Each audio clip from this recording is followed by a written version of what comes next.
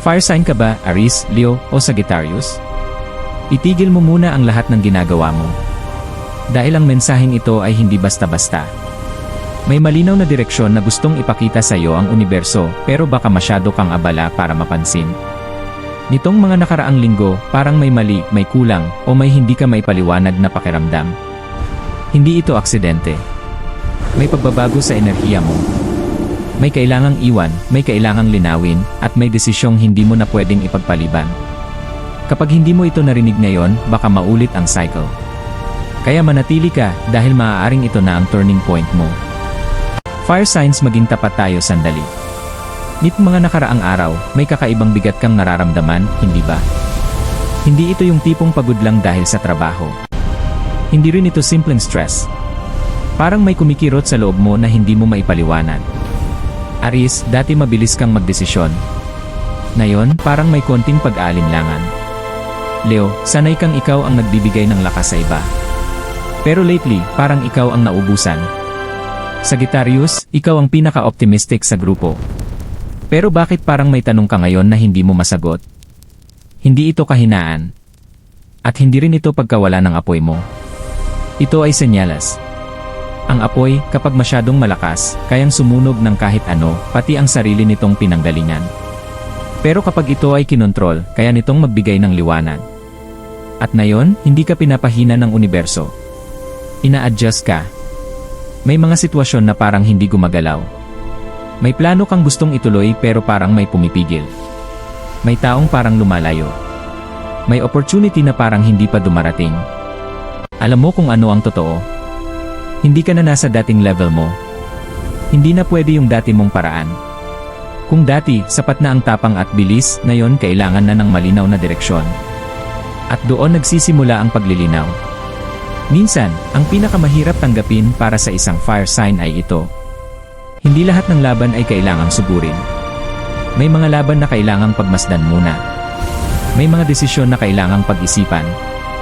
May mga pangarap na kailangang irealin.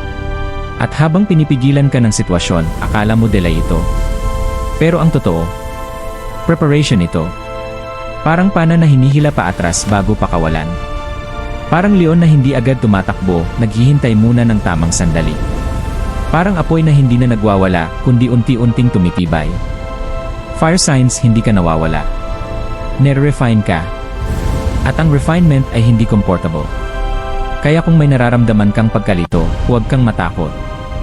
Kung may nararamdaman kang pagbagal, huwag mong isipin na talo ka. Kung may taong hindi sumasabay sa enerhiya mo, baka hindi talaga sila para sa next chapter mo. Ang tanong ngayon ay hindi, kaya mo pa ba? Ang tanong ay, handa ka na ba sa mas malinaw na bersyon ng sarili mo? Dahil sa susunod na bahagi, pag-uusapan natin kung paano eksaktong naapektuhan ang bawat fire sign, Aries, Leo, at Sagittarius, sa panahong ito ng direksyon at paglilinaw. At baka, doon mo marinig ang eksaktong mensaheng para talaga sa'yo. Aries, pakinggan mo ito ng mabuti. Ikaw ang unang sumasabog kapag may opportunity. Ikaw ang unang tumatayo kapag may laban. At kadalasan, hindi ka natatakot mauna kahit hindi pa malinaw ang resulta. Pero ngayon, bakit parang hindi ka agad makakilos? Bakit parang may invisible wall sa harap mo? Hindi ito malas. Hindi ito blockage. Ito ay recalibration. Sanay ka sa bilis.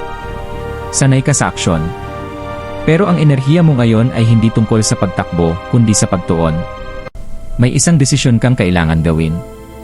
At alam mo yon. Matagal mo nang iniisip. Matagal mo nang nararamdaman. Pero dahil Aries ka, mas gusto mong kumilos kaysa mag-isip ng matagal. Ang problema, hindi lahat ng digmaan ay napapanalo sa unang sugod. May paparating na pagkakataon, maaaring sa career, relasyon, o personal growth, pero lalabas lang ito kapag tumigil ka sa paghabol at nagsimulang magplano. Narinig mo yon? Magplano. Hindi ka pinapabagal para mahuli. Pinapabagal ka para masigurong tama ang direksyon. Kasi kung itutuloy mo ang dati mong paraan, baka maulit ang parehong resulta. At hindi ka na nandito para sa repetition.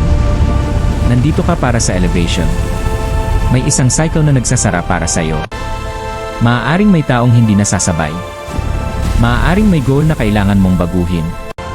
Masakit. Pero Aries, mas masakit ang manatili sa bagay na hindi na aligned sa future mo. Hindi ka nawawalan ng apoy. Ang totoo, mas nagiging puro ito. At kapag dumating ang tamang timing, hindi ka lang basta susugod. Tatama ka. Leo, ikaw ang liwanag sa silid. Ikaw ang presensya na hindi kailangang magsalita para mapansin. Pero sabihin mo nga sa akin ng totoo.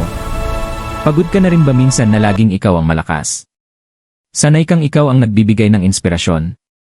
Sanay kang ikaw ang inaasahan. Sanay kang ikaw ang may kontrol. Pero nitong mga nakaraan, may sitwasyon na parang hinahamon ang identity mo. May taong hindi ka binibigyan ng parehong effort. May pagkakataong hindi ka agad kinilala. May moment na parang hindi ka nakita. At para sa isang Leo, mas mabigat iyon kaysa sa simpleng problema. Pero ito ang hindi mo pa nakikita. Hindi ka tinatanggalan ng spotlight. Tinuturuan ka lang kung paano lumiwanag kahit walang audience. Kasi ang tunay na lakas ng Leo, hindi nasusukat sa palakpakan ng iba, kundi sa kung sino ka kapag tahimik ang paligid. May isang realization na paparating sa'yo. Isang malinaw na sandali kung saan maintindihan mo kung sino talaga ang alin sa'yo at sino ang nakikisabay lang kapag convenient. At maaaring may isang koneksyon na magbago. Maaaring may isang relasyon na mag-shift. Hindi dahil may mali ka, kundi dahil mas mataas na ang frequency mo ngayon. Hindi mo kailangang patunayan ang halaga mo. Hindi mo kailangang ipaglaban ang lugar na para talaga sa'yo. Ang para sa'yo mananatili. Ang hindi kusang mawawala. At kapag nangyari yon, huwag mong habulin. Kasi Leo, ang araw hindi humahabol sa planeta. Sila ang umiikot sa araw. At ngayong panahon ng paglilinaw, hindi ka na basta magniningning. Magiging mas totoo ka. At ang authenticity mo ang magdadala ng tamang tao, tamang oportunidad at tamang direksyon. Hindi ito pagkawala ng atensyon. Ito ay pag-angat ng standard mo. Sagittarius, ikaw ang hindi mapirmi. Ikaw ang may pinakamalaking pananaw. Ikaw ang laging may next plan, next trip, next goal. Pero ngayon, bakit parang may sandaling napahinto ka? Hindi ka sanay sa ganitong pakiramdam. Hindi ka sanay na hindi sigurado. Hindi ka sanay na parang may kinu-question sa direksyon mo. At doon nagsisimula ang tunay mong paglilinaw. Kasi Sagittarius, minsan ang kalayaan na hinahabol mo ay hindi pala tungkol sa pag-alis, kundi tungkol sa pag-alin. May plano kang gustong ituloy. May daan kang gustong tahakin. Pero may maliit na boses sa loob mo na nagsasabing, sigurado ka ba? Huwag mong i-ignore ang boses na yon. Hindi iyon takot. Hindi iyon pagdududa. Intuition iyon. May redirection na nangyayari sa buhay mo ngayon. Hindi para pigilan ka, kundi para itama ang anggulo ng pana mo. Isipin mo ito. Kapag ang archer ay konting degree lang ang mali sa pag-aim, malayo ang babagsakan ng araw. Ganon din sa'yo. Isang maling desisyon ngayon, maaaring magdala sa'yo sa landas na hindi pala talaga para sa'yo. At dahil malaki kang mangarap, mas malaki rin ang epekto ng bawat hakbang mo. Maaaring may plano na madelay. Maaaring may biyahe na hindi matuloy. Maaaring may opportunity na parang biglang nagbago. Pero hindi ito pagkawala. Ito ay rerouting. At minsan, ang mas magandang destinasyon ay hindi natin nakikita hanggat hindi tayo nalilihis sa unang plano. Sagittarius, hindi ka kinukulong. Ina-upgrade ka. Mas magiging malinaw ang vision mo. Mas magiging intentional ang mga desisyon mo. At kapag muli kang kumilos, hindi ka lang basta gagalaw. Tatatama ka sa mas mataas na target. Hindi na ito tungkol sa pagtakbo kung saan-saan. Ito ay tungkol sa pagpili kung saan ka talaga dapat pumunta. At sa panahong ito ng paglilinaw at direksyon, ang pinakamahalagang tanong para sa iyo ay hindi, saan ako pupunta? Kundi, saan ako tunay na tinatawag? Kapag nasagot mo yon, doon magsisimula ang mas malaking expansion sa buhay mo. Fire signs, ito ang parte na maaaring hindi komportable. Handa ka ba? Hindi lahat ng gusto mong mangyari ay mangyayari. Hindi lahat ng ipinaglaban mo ay mananatili. At hindi lahat ng plano mo ay aayon sa timeline mo. Masakit pakinggan, lalo na para sa iyo na sanay kontrolado ang sitwasyon sa pamamagitan ng lakas, tapang, at determinasyon. Pero may mas malalim na katotohanan. May mga bagay na kailangan talagang mawala. Para magkaroon ng mas malinaw na direksyon, may taong kailangang umalis. Para maintindihan mo kung sino ang tunay na para sa iyo. May pangarap na kailangang baguhin. Para makita mo ang mas akmang bersyon nito. At may pagkakataon na mararamdaman mong parang nabigo ka. Pero hindi ka biguan ng pag-shift. Hindi ka hinaan ng pag-amin na may kailangang baguhin. Ang tunay na kahinaan. Ang pilitin ang bagay na hindi na gumagalaw. Fire signs, likas kayong mandirigma. Pero minsan, ang pinakamalakas na galaw ay ang pagpili na huwag nang lumaban sa maling laban. Kung may sitwasyon sa buhay mo ngayon na paulit-ulit ka nang napapagod. Kung may relasyon na parang ikaw na lang ang may dala. Kung may pangarap na dati mong gustong-gusto pero ngayon parang hindi na buo ang puso mo. Huwag mong baliwalain ang pakiramdam na yon.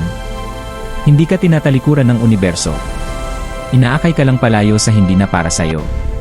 At may lungkot sa proseso. May pagkalito. May sandaling magtatanong ka kung bakit kailangang mangyari ito ngayon. Pero isipin mo, mas mabuti bang manatili sa malinaw na mali? O pansamantalang malito para makarating sa mas tamang direksyon? Ang apoy, kapag hinayaan mong kumalat kahit saan, nakakasira. Pero kapag inilagay sa tamang lugar, nakakalikha. Ito ang yugto ng paglalagay ng apoy mo sa tamang direksyon. Hindi ito pagkawala. Ito ay pag-aayos. At kapag natapos ang bahaging ito, hindi ka na basta fire sign na basta sumasabog.